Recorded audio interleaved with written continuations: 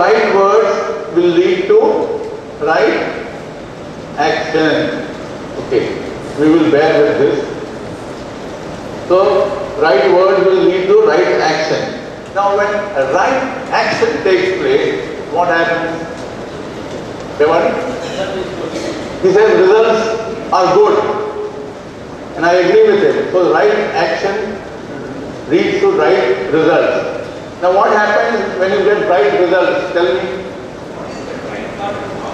No, by email, then it will obviously precipitate in terms of an action which will lead you to a result, and that result will take you towards the goals and targets which you have set before yourselves.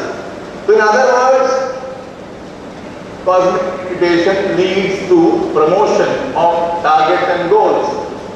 Now the difference is, we do not set, nobody should set your targets and goals. Remember that. You will set your own targets and goals. There's a very big difference, and here I will clear the misconception of meditation as being belonging to the realm of life and not divorced from life. So we are now heading to a situation where meditation helps you to promote what you are thinking is good for you and not what your father, mother, grandfather or anybody thinks.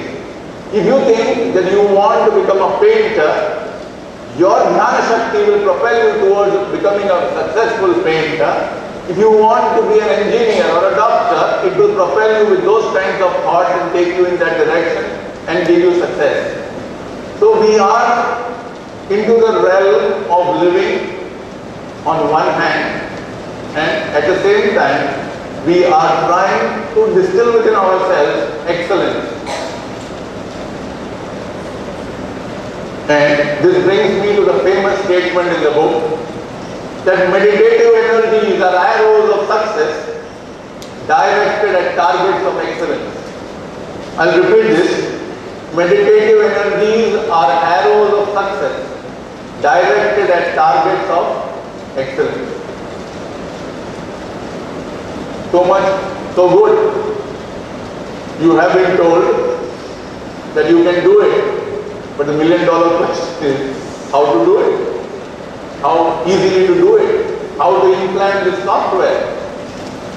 Now, there are two qualities which are necessary for making this happen. Okay? And in order that you give me the right answers, I will give you a hint. Can anybody tell me, by an example, how would you define meditative energies? You. Can you try? How would you define Dhyana Shakti? In terms of a tangible way. Some example whereby, you can suppose your 6-year-old son asks you, Daddy, what is all this Dhyan? How will you explain to him? Could you try? Fine. Beautiful, beautiful, well said. I like it, I like it. He says it's like magnet attracting those iron filings. Very well said. He has almost said it very beautifully. See, meditative energies are very tender. They are of such frequencies that cannot be seen by the eyes. They cannot be caught in the ocular range. So they belong to that realm of frequencies. They can be felt on the skin when they touch you. So meditative energies, apart from the example that he gave, I can give you another example, are like touch me not flowers. You are familiar with touch me not flowers? This is the most correct example of meditative energy. Why? Because when you start doing meditation, if you concentrate, nothing will happen. There is a very big myth and a problem with meditation. People think you have to concentrate. Nothing. Because in concentration you will destroy the fine fabric of meditative energy. So it is incorrect to say that one has to concentrate for Dhyan. It is the biggest paradox. And the reason I am giving you, think think you are all intelligent people. I want you to think you need not buy what I tell you. But it can stimulate a thought process. Meditative energies are very fragile, very delicate, yet very powerful. They don't come within the ocular range. They are like touch me not flowers. And if you believe in this, then tell me, won't they be destroyed? The configuration of these energies get destroyed the moment you concentrate on them. So the art of Dhyan lies not in concentration. The art of Dhyan lies in allowing things to happen within. And that is why we come back to what the Fine Arts Secretary said. Zero. A kind of inner vacuum has to be created inside you. A kind of nirvichar avastha, a thoughtless realm has to be created within you to usher in these frequencies. Well, we come to that a little later.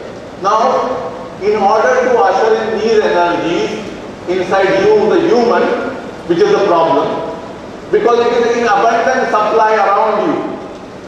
There is no shortage of meditative energies in the world. Let us be very clear. So when you do Dhyan, you are not trying to experience, to put out Dhyan energy into the world. The world is full of it. It is in abundant supply. It never diminishes. You are doing Dhyan for your own individual purpose. And so, you will have to be able to do it in a manner that it happens. So for that, can you be the same person? You have to ask yourself this question. Now, you all have power with you of some sort. You all have wealth with you of some sort.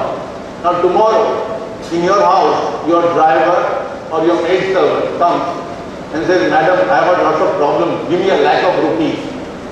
Are you going to take out, go to the dash to the cupboard and take it out and give it? Is this going to happen in any home in Chembur? What will happen? I know. So, now here you are starting Dhyan. You are actually asking the Lord that. Can you imagine? कि भाई मेरे को सब दे दे, सब दे दे. You do 2 pushpanjali, break 1 coconut, and other kilo mithai or payasam, and you say, give me everything.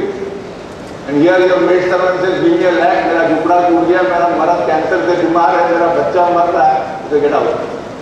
सोचो आप, सोचो. Very important, because you are trying to dabble with him, with his energy, his shakti, his wealth, his money. आप अपने पैसे को इतना कीमती समझ रहे हो, your power, your knowledge is so precious. But when it comes to him, सब दे दे. This is the paradox. So, you have to be deserving, isn't it? And that is where I am taking you to. Now, who is going to measure your deservingness? Not another human like you and me. No. So, I shall construct the possibility in a manner that it happens irrespective of yardsticks. There are 2 human qualities which will help you to usher in these frequencies which are delicate, like touch me not flowers. And what are those 2 human qualities which you can practice? Some of you are practicing. Can anybody tell me in order of importance? Just 2. Anybody from this block? Tolerance. Well, it's a nice word. We buy that as an important attribute to the main thing which I am